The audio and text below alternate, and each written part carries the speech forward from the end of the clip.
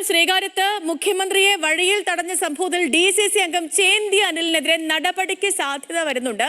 അനിലിനെ Congress suspend ചെയ്തേക്കും. DCC അധ്യക്ഷൻ N ശക്തൻ മുതിർന്ന നേതാക്കളുമായി ചർച്ച നടത്തും. അതേസമയം അറസ്റ്റിന് പിന്നിൽ ഗ്രൂപ്പ് കളി എന്നാണ് ചേന്തി അനിൽ പ്രതികരിച്ചത്.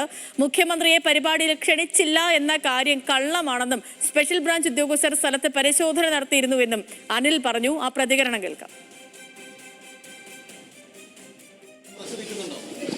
ഉണ്ട്. 10 വർഷത്തിന് ശേഷം പാർട്ടി ഭരണത്തിൽ വന്നല്ലേ, കോൺഗ്രസ്സുകാർക്ക് ഇതൊക്കെ തന്നെ വരണം.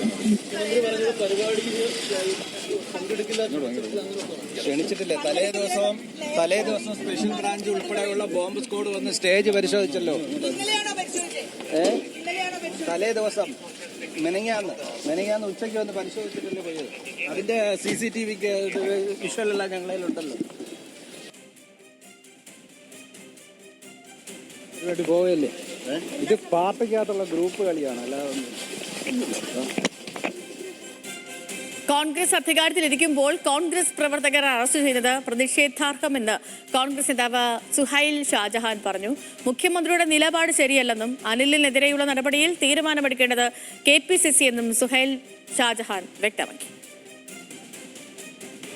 കോൺഗ്രസ് അധികാരത്തിൽ നിന്നിട്ട് കോൺഗ്രസ് പ്രവർത്തകരെ കേരള പോലീസ് അറസ്റ്റ് ചെയ്തതിൽ പ്രതിഷേധം തന്നെയാണ്. മുഖ്യമന്ത്രിയുടെ നിലപാട് ശരിയല്ല എന്നുള്ള അഭിപ്രായമുണ്ട്. അതെ, ശരിയല്ലെന്ന അഭിപ്രായം. മുഖ്യമന്ത്രിയുടെ ഓഫീസുമായി ഇന്നലെ ഞാൻ ബന്ധപ്പെട്ടപ്പോൾ അറിയാൻ കഴിഞ്ഞത് മുഖ്യമന്ത്രി പറഞ്ഞത് കേസ് എടുക്കണ്ട എന്നാണ് പറഞ്ഞത്.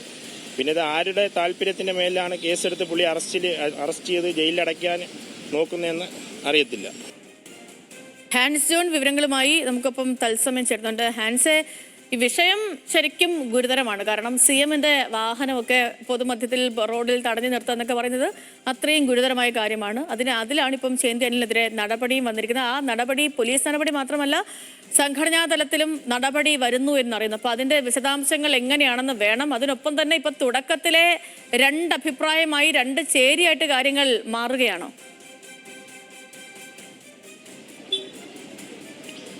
അതേ ചെയ്തു, അങ്ങനെ തന്നെയാണ്. ഈ ചേന്തി അനിലിനെ കസ്റ്റഡിയിലെടുത്തു, അദ്ദേഹത്തിന്റെ അറസ്റ്റ് രേഖപ്പെടുത്തി അല്പസമയത്തിനകം മജിസ്ട്രേറ്റിന് മുന്നിൽ ഹാജരാക്കുമെന്നാണ് പോലീസ് പറയുന്നത്. അദ്ദേഹത്തെ വഞ്ചൂർ കോടതിയിലേക്ക് കൊണ്ടുപോയിട്ടുണ്ട്. പക്ഷേ അദ്ദേഹത്തിനെതിരെയുള്ള നടപടിയിൽ വലിയ രീതിയിലുള്ള അമർഷം കോൺഗ്രസ് പ്രവർത്തകർക്കിടയിൽ തന്നെയുണ്ട്. അതിൽ ഏറ്റവും പ്രധാനപ്പെട്ടത് അവർ പറയുന്നത് ഈ മുഖ്യമന്ത്രിയെ അറിയിക്കാത്ത ഒരു പരിപാടിയല്ല, മുഖ്യമന്ത്രി വരും പങ്കെടുക്കുമെന്ന് അറിയിച്ചിട്ടുള്ള ഒരു പരിപാടിയാണ്. ഈ പരിപാടി നടക്കേണ്ടത് ഇന്നലെയായിരുന്നു. പക്ഷേ അതിനു മുൻപുള്ള ദിവസം സ്പെഷ്യൽ ബ്രാഞ്ചിന്റെ നേതൃത്വത്തിൽ, പോലീസിന്റെ നേതൃത്വത്തിൽ ഈ സ്ഥലം വന്ന് പരിശോധന നടത്തിയതാണ്.